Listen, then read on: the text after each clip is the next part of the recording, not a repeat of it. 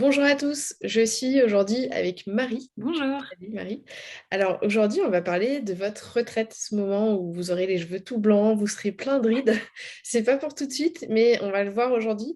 Il faudrait déjà quand même que vous commenciez à y penser, parce que finalement, la retraite, ça se prépare pendant toute notre vie professionnelle.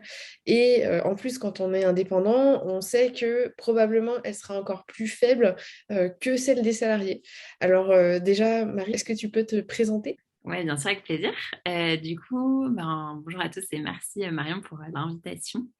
Je m'appelle Marie, je suis une des cofondatrices de Caravelle et en fait, avec Caravelle, on veut proposer à tous les indépendants de pouvoir préparer leur retraite simplement et de manière responsable. On pourra parler un peu plus de Caravelle par la suite, mais l'idée est surtout aujourd'hui de vous faire prendre conscience qu'en effet, voilà, faut pas attendre d'y être pour s'en occuper, qu'il y a plein de choses à faire de manière simple. Et moi, en tout cas, voilà, mon objectif, c'est de vous montrer que il y a ça peut ne pas du tout être une charge mentale, que c'est pas, même si on est un peu phobique administratif, il y a des solutions. Ça marche. Bah, écoute, on va voir ça. Déjà, est-ce que tu peux nous dire si en freelance, réellement, on cotise moins ou alors on cotise pour une retraite plus faible ou est-ce que c'est juste une légende, ça? Alors, c'est un peu une légende sur le fait qu'on cotise pas ou qu'on cotise peu, dans la mesure où, déjà, tout le monde cotise assez peu, mais on y reviendra. En fait, les vraies différences, encore une fois, bon, ça dépend du statut, ça dépend de ses revenus. Il y a aussi des freelances qui cotisent pas, hein, mais en gros, si peu importe le statut sous lequel on exerce et à partir du moment où on réalise un minimum de chiffre d'affaires, on cotise. Pour un micro-entrepreneur, c'est dans le package des 22% à l'URSSAF. D'accord. Ensuite, voilà, selon les statuts, on n'est pas affilié aux mêmes caisses, Ouais, mais je verse la CIPAV, par exemple. ouais, voilà, exactement. Mais du coup, on cotise. Par contre, la première chose, c'est que déjà, bon, le niveau de cotisation, il est plus élevé parce qu'il n'y a pas, c'est pas réparti entre l'employeur et le salarié.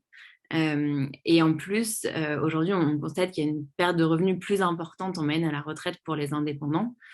Une des raisons, c'est aussi que, en fait, il n'y a aucun dispositif complémentaire volontaire qui va être mis en place pour vous. C'est-à-dire qu'un salarié, au-delà des cotisations obligatoires, euh, il peut avoir voilà, un PERCO, des produits, on va dire, supplémentaires qui ne sont pas obligatoires et qui apportent un complément de revenu à la retraite.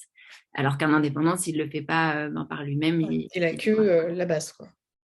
Ouais, du coup, en gros, dans la base, tu as le régime, tu as quand même déjà le régime général et complémentaire, mais sous ce chapeau obligatoire. Et typiquement, c'est ce qui est inclus dans tes cotisations obligatoires. D'accord. Là, pour qu'on y voit plus clair, aujourd'hui, un indépendant qui part en retraite, il peut compter sur quoi comme pourcentage de sa rémunération? Genre quelqu'un Euh, qui, tu vois, qui s'est versé 2 000 € toute sa vie. Qu'est-ce qui lui ouais. reste une fois qu'il s'arrête de travailler? Alors, pour le contexte, d'après les études, alors c'est des grands pourcentages, il faut Mhm. ajuster, mais notamment en partant à la retraite d'ici quelques années, un indépendant, il pourra perdre jusqu'à 60% de ses revenus. Donc, tu Ah gagnes ouais. 2 000 euros, c'est moins de 1 000, quoi. En moyenne, déjà, en gros, la moyenne d'une pension retraite en France, elle est à 1200.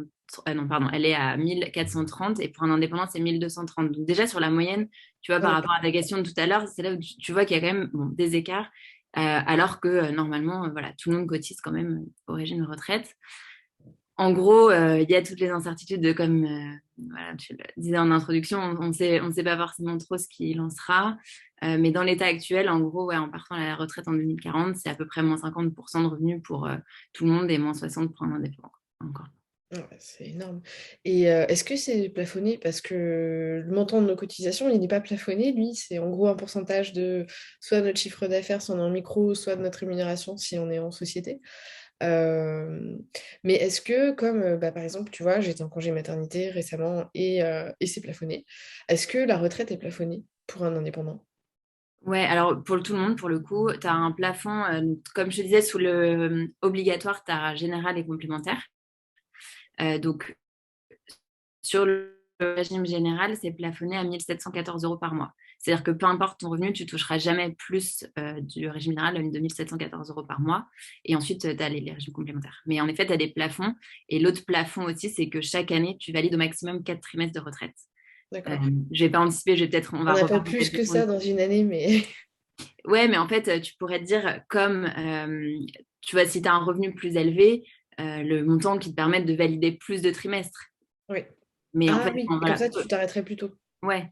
Mais en fait, voilà, peu importe, même si tu es salarié indépendant, même si tu as des très hauts revenus, dans tous les cas, tu as un minimum pour valider un trimestre, deux trimestres, quatre trimestres par an, Ouais. mais tu ne pourras jamais aller au-delà, quoi. C'était pour Ok, ces d'accord. deux plafonds-là qu'il faut avoir en tête.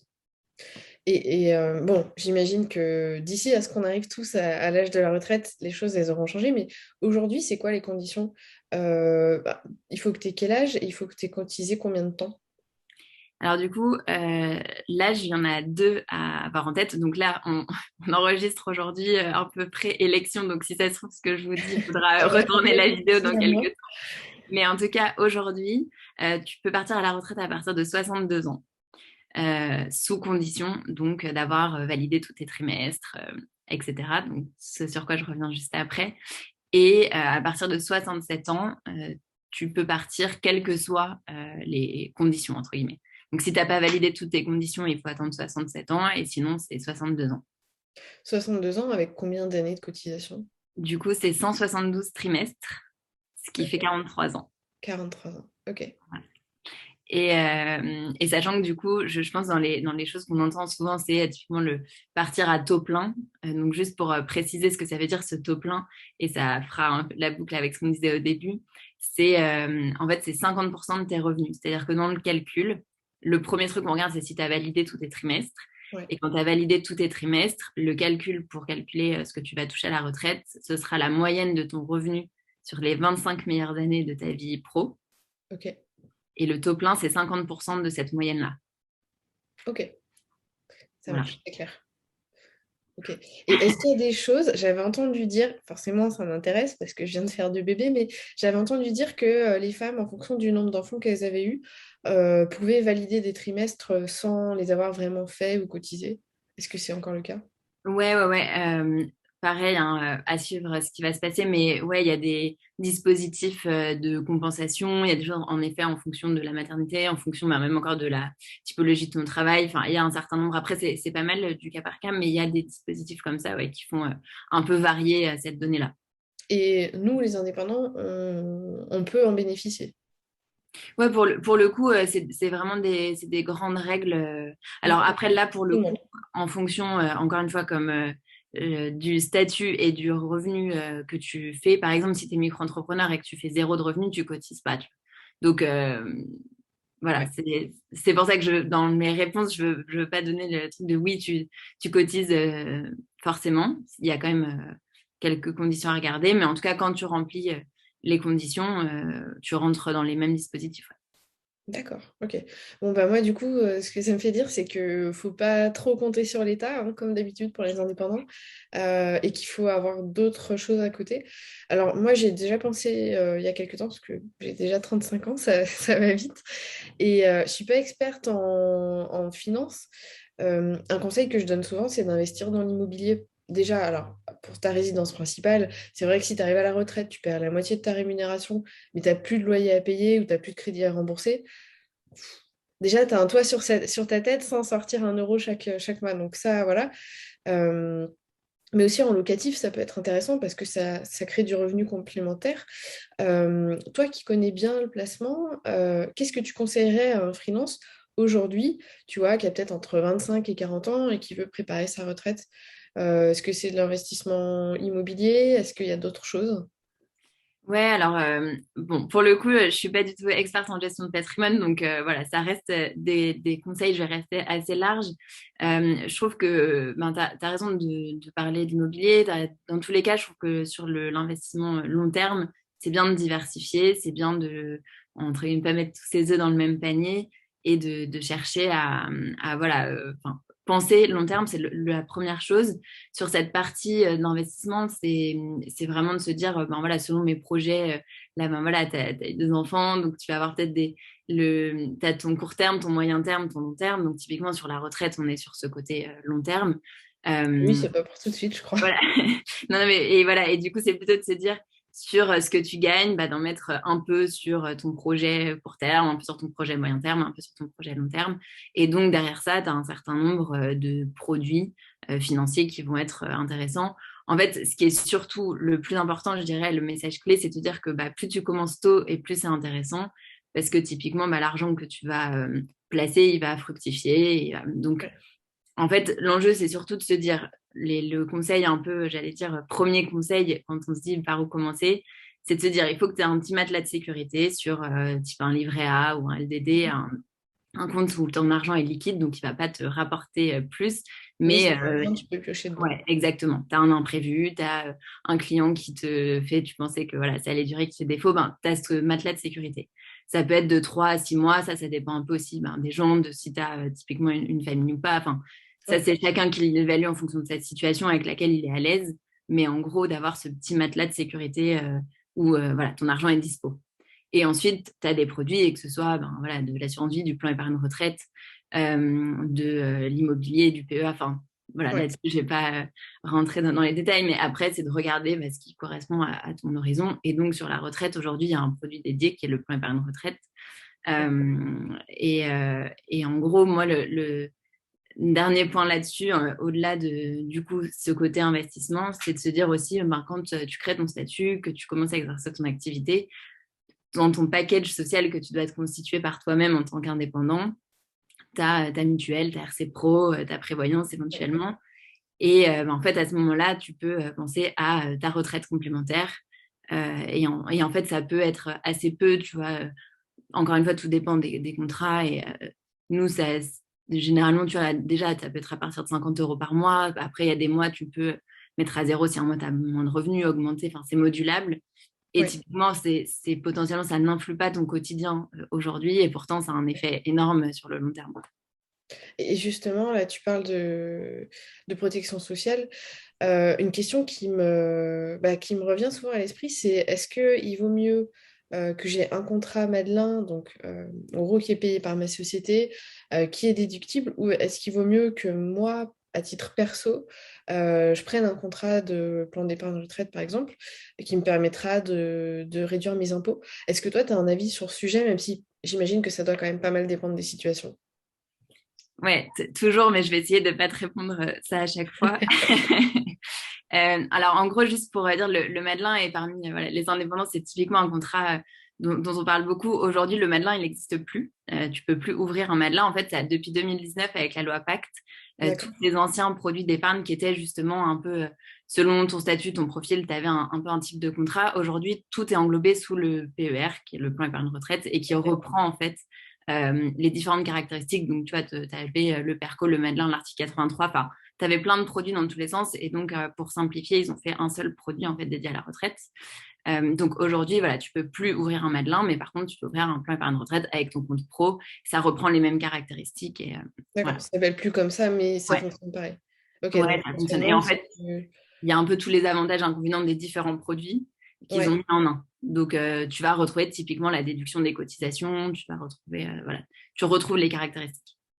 ouais, ok. Parce que là, juste pour clarifier, soit c'est ma société qui paye, du coup, c'est déductible, il n'y a pas d'impôt sur les sociétés dessus.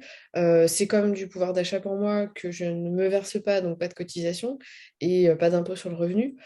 Soit donc je fais ça, soit moi, à titre perso, sur ma rémunération, j'en prends un peu, je mets sur un contrat comme ça, et je peux avoir une réduction d'impôt en fonction de ce que j'ai versé. Ouais, exactement. Donc, c'est ça. C'est ça. En fait, alors, encore une fois, le seul truc à avoir en tête, c'est que ça dépend de ton statut juridique. Parce que, par exemple, si tu es assimilé salarié, tu vas par exemple, en SAS ou en SASU, tu vas pouvoir le faire que à titre perso Perso, d'accord. et tu vas le déduire de ton impôt sur le revenu. Euh, Par contre, et si tu veux le faire depuis ta société, il te faut un contrat entreprise. D'accord. Tu as encore une petite, voilà, une petite différence. Par contre, si tu es en entreprise individuelle, tu peux le faire de ton compte pro et donc tu réduis ton IS. Donc voilà, il y a ces petites subtilités-là Ouais, puis un à prendre en compte. micro-entrepreneur, de toute façon, il ne se pose pas la question. Lui, ça sera forcément à titre perso. Ouais, exactement. C'est ça. Et par contre, du coup, pour expliquer un peu comment fonctionne la déduction, Donc, en effet, si tu le fais depuis ta société, c'est entre guillemets un double effet parce que c'est et déductible de tes charges Ouais, et déductible de ton IS. Donc, tu as ok. ces deux leviers. Quand tu le fais du coup à titre perso, en gros, c'est admettons, tu as imposé sur un revenu de 30 000 euros, tu Ouais. verses, as versé 1 000 euros de cotisation. Ton revenu imposable, il va être plus que de 29 000 euros. D'accord, ok. En gros, ça vient en C'est déduction revenu de ton imposable. revenu. Voilà. D'accord, ça marche. Ouais, donc c'est aussi un truc qui peut permettre de payer moins d'impôts. Ouais. Ça marche. Exactement. Ok, bon, bah du coup, ça veut dire qu'en fait, il y a plein de possibilités. On a parlé d'immobilier, toi, tu as parlé de produits financiers. Sachant que dans les produits financiers, il y a pas mal de choses. Tu as parlé de PER, tu as parlé de PEA aussi. PEA, c'est la bourse, non? Ouais, exactement. Ok. Et il y a des systèmes de bourse qui permettent de vraiment travailler pour la retraite ou non, Bah, c'est pas encore. aujourd'hui, tu vois, le plan épargne retraite, c'est un contrat qui va se rapprocher de l'assurance vie. Ça va pas être les mêmes choses. Typiquement, tu vois, cette déduction des cotisations, tu l'as pas sur l'assurance vie ou tu vas avoir des caractéristiques fiscales différentes, mais ça reste une enveloppe qui est enfin, fiscale basée sur des fonds. Ouais. Donc, tu es basé quand même sur la bourse. Après, alors ça dépend vachement des types de contrats. Nous, par exemple, chez Caravel, ce qu'on a décidé, c'est en fonction de ton âge, on va te faire des recommandations, de te dire, ben, plus tu es loin de la retraite et plus, ben, voilà, on va pouvoir prendre un peu de risque avec ton argent pour le faire fructifier plus. Et puis, on va le sécuriser au fur et à mesure pour que voilà, tu aies un montant à ta retraite. En gros, voilà, une sécurisation progressive selon ton âge. Mais en gros, ça reste voilà, lié à la bourse. Après, le PEA, c'est des fonctionnements un peu différents. Et après, pour le coup, sur la partie produits financiers en eux-mêmes, je ne serais pas la plus à même de t'éclairer. Mais voilà un petit peu pour le. Enfin, voilà, c'était juste pour te dire, ça reste aussi basé quand même sur des fonds. Donc là, pour un freelance aujourd'hui qui commence à se dire que ça serait pas mal quand même de s'en occuper, ce qu'il peut faire, c'est aller sur votre site, remplir le formulaire. Alors moi, je l'ai fait pour voir ce que c'était quand tu m'as contacté. Je trouvais que c'était hyper clair, alors que la retraite, ça m'apparaît comme un sujet hyper obscur. Donc en gros, il suffit de remplir le formulaire et après, c'est vous qui nous rappelez pour faire les recos. C'est quoi le fonctionnement? Alors, en gros, tu as un simulateur qui te permet de voir, ben, selon ton statut, ce à quoi tu cotises, quels seraient tes droits. Ça te permet voilà, de t'aider un petit peu à te projeter, même si on sait que c'est loin et que c'est pas évident. Ouais. On va sortir derrière un simulateur aussi agréé par l'URSSAF pour avoir des recommandations encore plus précises. D'accord. L'idée étant de te dire, bon, ben, voilà un peu l'état actuel et justement avec tes cotisations actuelles. Et si tu veux te constituer un complément de revenu, voilà ce que bah, ça peut donner si tu ouvres un compte Caravelle en fonction de ce que tu mets, tu peux ajuster les montants, etc. L'idée, c'est que le parcours, tu peux le faire en autonomie si tu veux, si le simulateur il répond à tes questions. Et sinon, tu peux prendre rendez-vous et on a des conseillers qui peuvent justement répondre à tes questions. Mais du coup, on a ça donc en première, on va dire, étape. Il y a aussi un simulateur fiscal justement par rapport aux questions dont on parlait. Ça peut te permettre de voir et ça peut te recommander aussi en fonction et de tes revenus et de ton statut, un peu optimiser le montant à mettre pour Ouais. réduire tes impôts. Et voilà, je ne sais pas si ça répond à ta question. Et si Ouais. après, du coup, voilà, donc tu peux prendre rendez-vous complètement. Tu peux le faire en autonomie en 8 minutes si tout est clair pour toi. Et sinon, ouais, on peut échanger sur les situations de chacun. D'accord, bon, bah, c'est cool. Et j'avais une dernière question. Euh, Ces dernières années, avec le Covid, le travail à distance qui s'est démocratisé, j'ai l'impression que sur LinkedIn, il y a énormément de gens qui expliquent qu'ils se sont expatriés avec leur activité freelance. Tu peux nous dire, du point de vue de la retraite, quel est l'impact du fait de changer de pays, en Europe ou hors Europe d'ailleurs, sur notre retraite? Parce que au niveau des cotisations, si on paye dans un pays mais qu'on est en retraite dans un autre, il se passe quoi en fait? Ouais, très bonne question. Alors, la première chose, c'est que en fait, ça dépend de la résidence fiscale. Donc, tu vois, je sais que alors, moi, je ne l'ai pas expérimenté moi-même, mais j'ai échangé avec pas mal de digital nomades. Et en effet, bah, selon, en fait, si c'est une adresse, par exemple, si tu es 3 mois quelque part, 3 mois ailleurs et que tu es toujours résident fiscal français, Ouais, en gros, ça, voilà, là-dessus, peu ça change. importe où t'es, en fait, ça n'a pas Ouais. d'impact. Du moment, par contre, où tu t'installes quelque part et donc tu changes notamment ta résidence fiscale, il y a un certain nombre de pays avec lesquels il y a des accords. Donc, tes cotisations, elles vont être prises en compte. Ça, pour le coup, il faut aller voir sur le site du gouvernement selon le pays où on est. Pour les Euh, pays de l'UE, j'imagine qu'il y a l'accord et qu'il y a peut-être un autre pour ouais, les autres. ouais, en fait, enfin, faut vraiment, je pourrais t'envoyer le lien d'ailleurs si tu veux, il y a une liste de pays et voilà, tu vois s'il y a des accords ou pas. Et ça, du coup, voilà, ça te permet potentiellement de cotiser aussi. Euh, Maintenant, bah, du coup, toujours pareil, comme je te disais au début sur cette partie retraite obligatoire versus retraite complémentaire facultative, bah, c'est là aussi où si tu bouges et que tu sais pas trop dans quel cas tu vas être et que du coup, tu sais pas trop quels vont être tes droits ou tu n'es pas trop sûr de remplir les conditions, bah, d'où l'enjeu aussi de te constituer justement par toi-même un complément de revenu et d'assurer tes revenus futurs.